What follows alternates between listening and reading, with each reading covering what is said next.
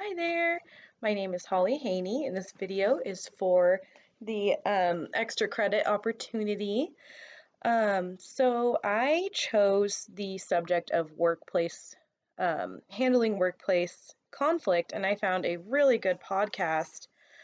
It's from the JoyPowered Workplace podcast, is what the podcast is actually called. The hosts' name are Jody and Susan, and they go through a lot of really good information for handling workplace conflicts. They do research from the University of California in San Diego, and basically they list out some constructive outcomes that can come from workplace conflict.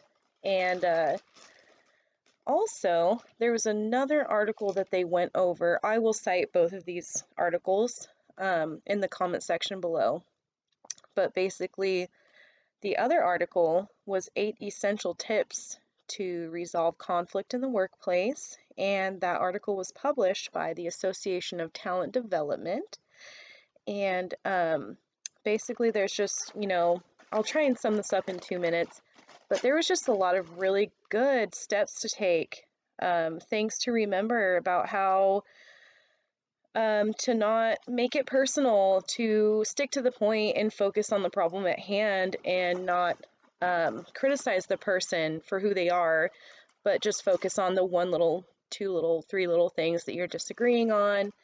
And it also goes over how conflict can actually be constructive because people get their creative juices flowing, you're problem solving, you're pulling out all of your resources to try and get past this little problem, and then afterwards you learn from it.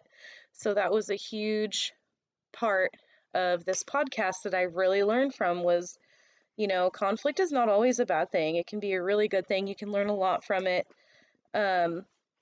Also, in that second article I cited, the one from the ATD was number 5, communicate business values. That one was huge because you have to lay out a list to your employees that says, this is what we want to reflect, and pray. And also another point they make is to praise them, like when they actually effectively come across and represent your business the way that you want it to be represented.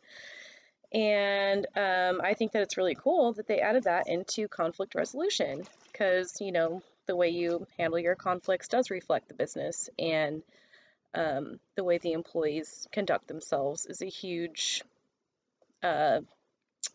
a really big deal for businesses and how they come across to the public.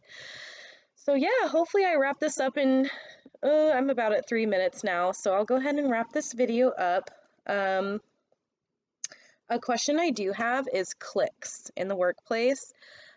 This podcast didn't really go over that, but I feel like cliques can be problematic as far as conflict in the workplace because just like in high school, when you click up, you have all these cliques of people. One clique might not get along with the other clique, and I'm wondering if there's any way that we can avoid that type of culture in the workplace. And yeah, I just feel like the clicking up is just really, it can be really damaging towards team building.